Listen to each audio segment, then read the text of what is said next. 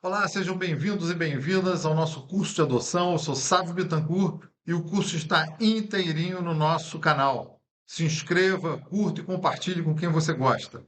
Pois bem, estamos aí tratando ainda do Sistema Nacional de Adoção e o Sistema Nacional de Adoção e Acolhimento ele foi instituído pela Resolução do Conselho Nacional de Justiça número 289 de 2019. Ele unificou os antigos cadastros porque havia um cadastro para adotantes e adotados, cadastro para pretendentes à adoção e cadastro de crianças aptas à adoção, e eles foram unificados lá por esse novo sistema que pretende ser ele mesmo uma primeira busca ativa, né? Engraçado que o tratamento jurídico fala que a busca ativa é quando o Sistema Nacional de Adoção não consegue fazer esse match entre pretendente e criança ou adolescente, né? Aquelas crianças que não encontram pretendente no Sistema Nacional de Adoção, se fala em busca ativa.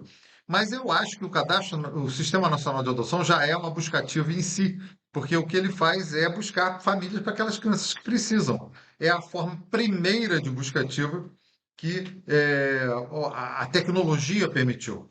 Então, esse sistema hoje ele é custodiado pelo Conselho Nacional de Justiça.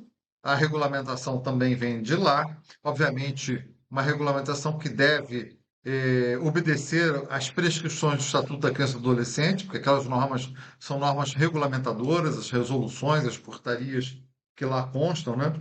E a sua ideia é dar uma proteção integral à criança, conceder o direito à família, né? O direito à convivência familiar e comunitária. E essa é a grande ideia. Alguns falam, ele quer dar transparência. Transparência não dá, porque como você tem um segredo íncito em relação às pessoas e às crianças, e a sua identidade que estão lá cadastradas, você tem muito pouco acesso efetivamente a essas informações se você é de fora do sistema ou se você está querendo pesquisar um dado que efetivamente não está no seu processo.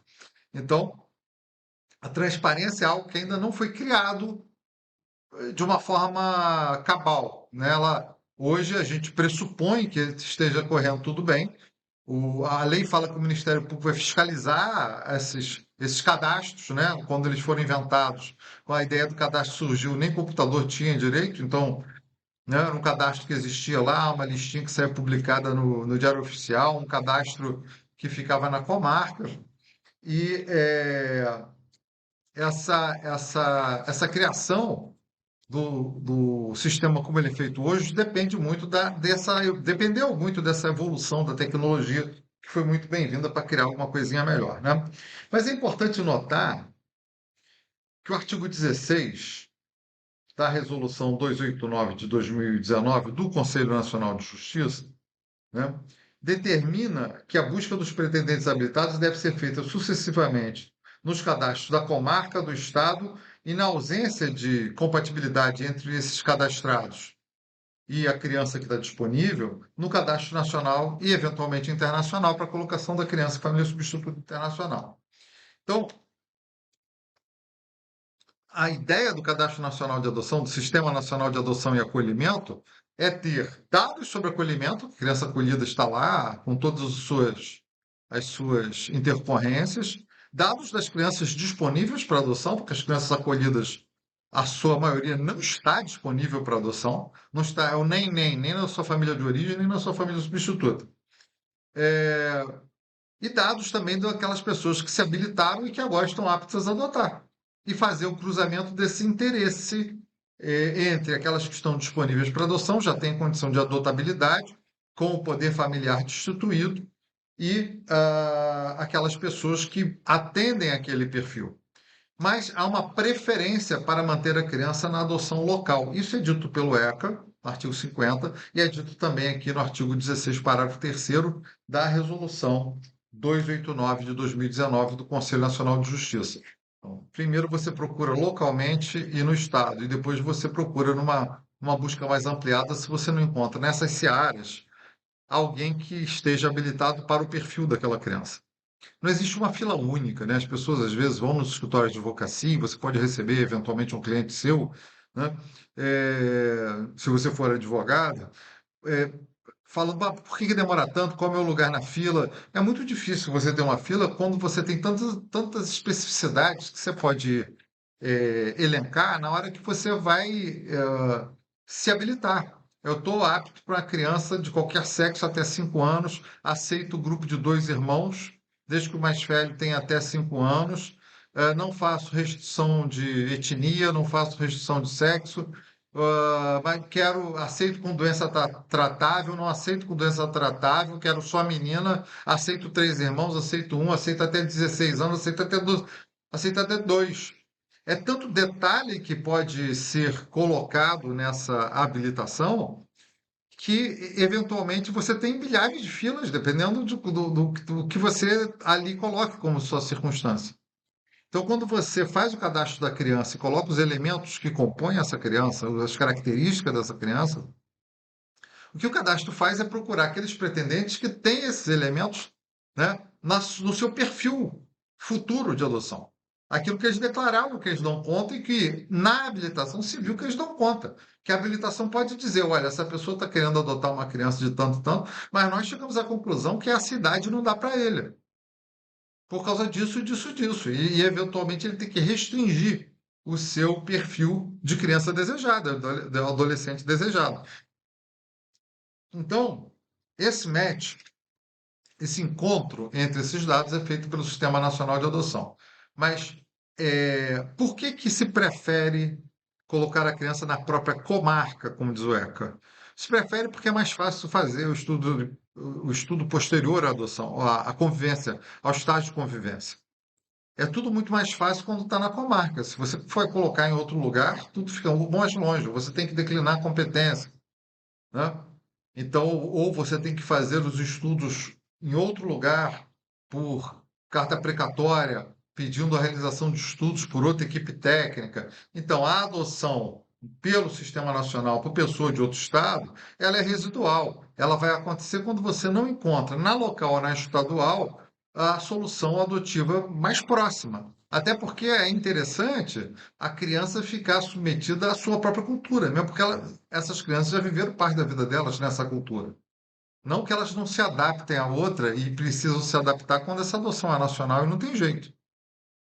Mas se você não encontra a pessoa ali para adotar, você pode buscar. Recentemente, aqui na comarca do Rio de Janeiro, na comarca da capital, o que se faz é quando você não tem numa regional uma pessoa para aquele perfil, a criança tinha sífilis e, e HIV.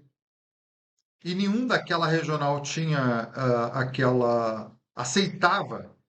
Veja, as pessoas não são perguntadas se elas aceitam depois, ela está no cadastro. Você já sabe previamente o que ela aceita, né?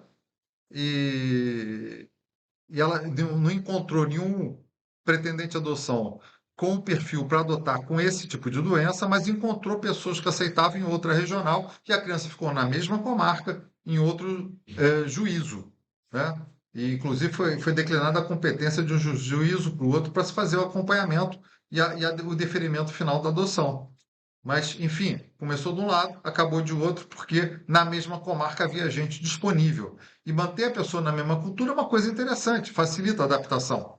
Facilita a adaptação da criança, facilita a integração com a família, porque as práticas culturais, religiosas, etc., são mais ou menos as mesmas daquela região e fazem com que essa convivência seja uma convivência tendente a ser mais harmoniosa. Quando você tem adaptação cultural, você tem choques culturais. Então, uma criança que saia do Nordeste brasileiro e venha morar no Sul, ela tem choques culturais muito grandes, principalmente se ela já teve algum tempo de vivência com essa cultura, né? Eu não estou dizendo que nenhuma das culturas é melhor, estou dizendo que elas são diferentes entre si. Esses choques culturais podem levar a ter um desempenho escolar menor, ter dificuldade de relacionamento no início, nada que não possa ser superado. Mas havendo no local pessoas da mesma cultura, da mesma região, da mesma comarca, que tenham o perfil compatível com aquela criança, perfil declinado, compatível com aquela criança existente, real, é ali que ela deve ficar e por isso há essa predileção. Isso está dito, de certa forma, no ECA, porque fala que o juiz tem que ter cadastro municipal, estadual e permite a ideia do cadastro nacional. E aqui no artigo 16 se reproduz isso, né? Criando uma ordem de prioridade para quem, uma predileção prática para os pretendentes locais. Que ordem prática, né? Sem, então, o que é importante dizer que o parágrafo 3º do artigo 16 da Resolução CNJ 289 de 2019 diz que autoriza o juiz fundamentadamente a inverter a ordem de busca ou a adotar solução diversa, sempre que no melhor interesse do adotando e assim que for determinante.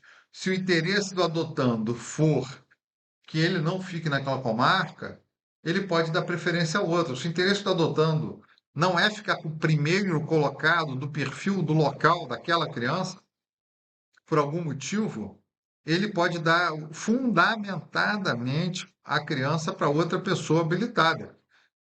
Então, essa possibilidade de exceção é excepcionalíssima, como eu gosto de dizer, quer dizer, exceção é exceção.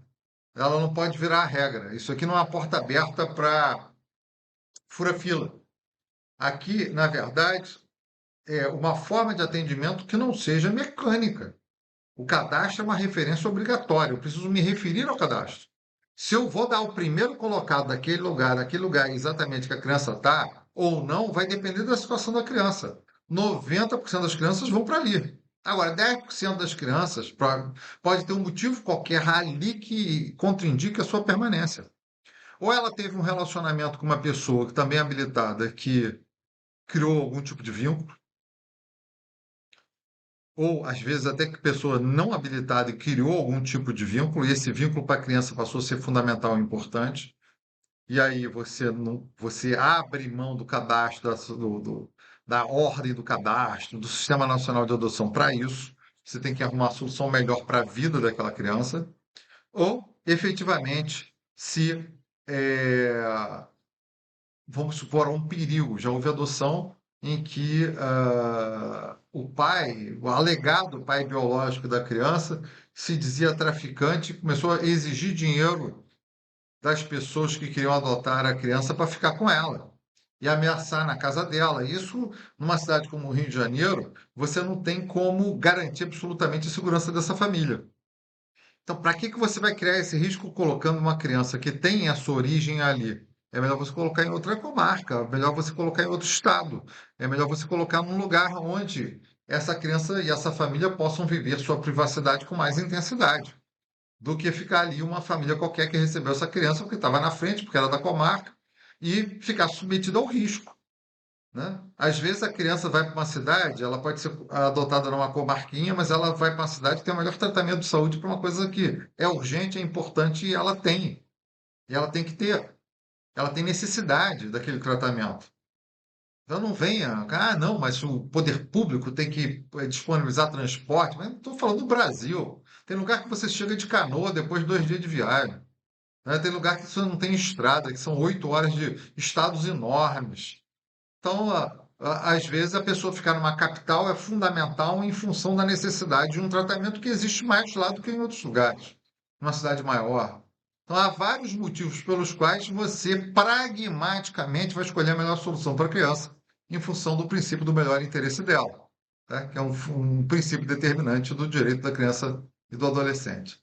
Na próxima aula, voltamos com mais detalhes sobre o Sistema Nacional de Adoção.